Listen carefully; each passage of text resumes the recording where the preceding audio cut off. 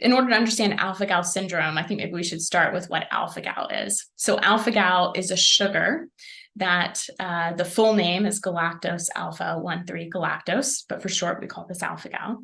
It's a sugar that's found in all non-primate mammalian tissues. So this is why one of the other common names of alpha-gal syndrome is red meat allergy, tick bite, meat allergy, because the alpha-gal is commonly found in beef, pork, venison, any of your red meats. When you combine the numbers from our most recent analysis of lab testing data with a prior study that CDC did in 2021, it brings the total number of individuals that are suspected to have alpha-gal syndrome from 2010 to 2022 to just under 110,000 people.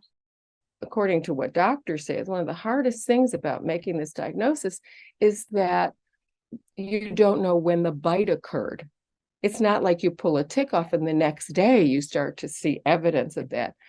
I don't know when I was bitten by it. I mean, I wasn't aware of any special bite that I got 5 years ago at all.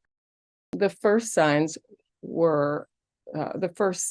was a rash that I had that I could never figure out what it was from. A rash on my torso, my thighs, sometimes my arms, but definitely my torso.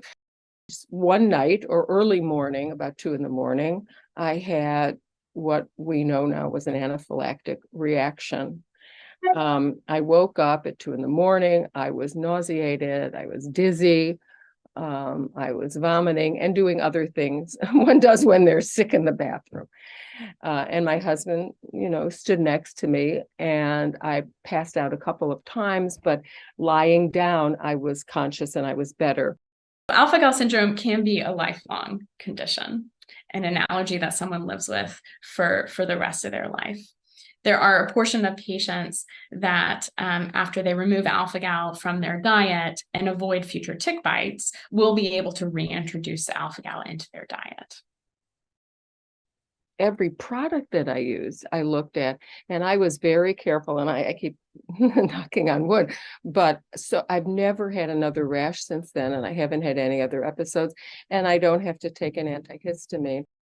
So for healthcare providers, I think we would like to raise awareness that alpha-gal syndrome is impacting a large number of people in the United States, and that symptoms can be difficult to diagnose because of the inconsistency of the symptoms and the variety of ways that patients can present.